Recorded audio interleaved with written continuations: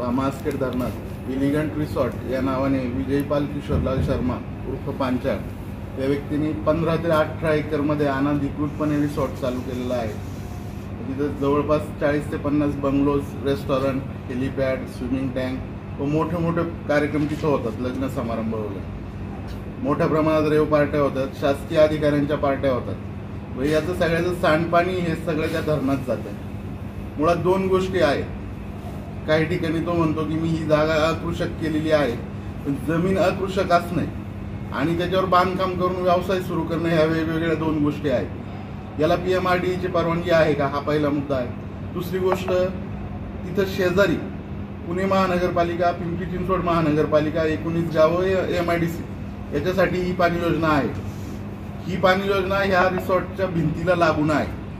ज्यावेळेस या पाणी योजनेचं काम चालू होतं तर याचा सगळं जो राडारोडा, दगड, मुरुम जो जे काही होतं ते सगळं या इलिगंट रिसॉर्टच्या मालकाला देण्यात आलं व त्यांनी त्याचा भराव करून इथं मोठ्या प्रमाणात अजून धरणात माती टाकून एक क्षेत्र वाढवलेलं आहे। याची कल्पना महसूल विभागाला आहे, जलसंपदा विभागाला आहे, धरण विभागाला आहे, मोजणी विभागाला आहे, सर्वांना याची कल्पना आहे।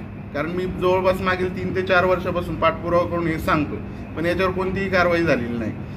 10 फूट रस्ता हा वाकीतर्फे वाडा या गावापासून म्हणजे मुख्य वांद्रा चाकण जो रस्ता आहे तिथून वाकीतर्फे वाडापासून 10 फूट रस्त्यावरती जवळपास 400 ते 500 मीटर आत हे रिसॉर्ट आहे और 10 फूट रस्ता तिथं आहे।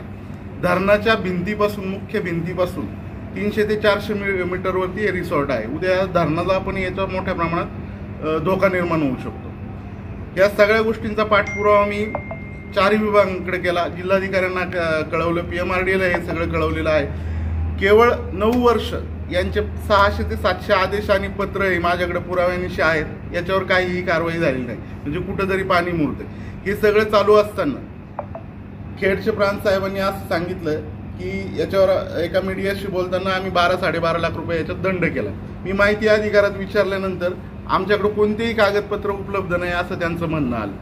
ठीक आहे, तुम्ही दंड केलाय म्हणजे तुम्हाला माहिती आहे अनधिकृत आहे, तरी पण तिथं जाऊन शासकीय लोकांची मोठ्या प्रमाणात तिथं पार्टी झाली।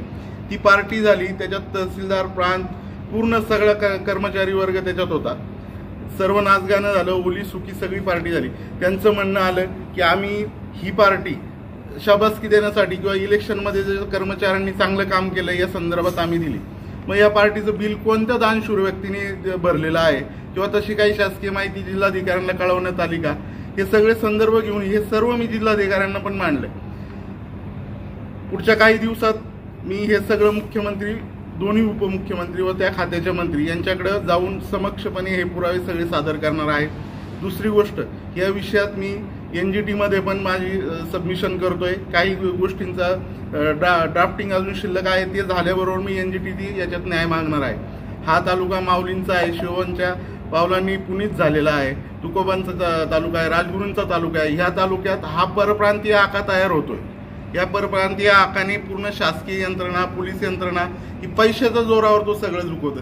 हे कुठंतरी थांबलं पाहिजे माझं पुणे जिल्ह्यातील जनतेला, कारण हे पाणी पुण्याला, पिंपरी चिंचवडला, चाकणला, आम्ही ज्या गावात राहतो त्या गावाला या सगळ्यांना हे पाणी पुरवठा होतो।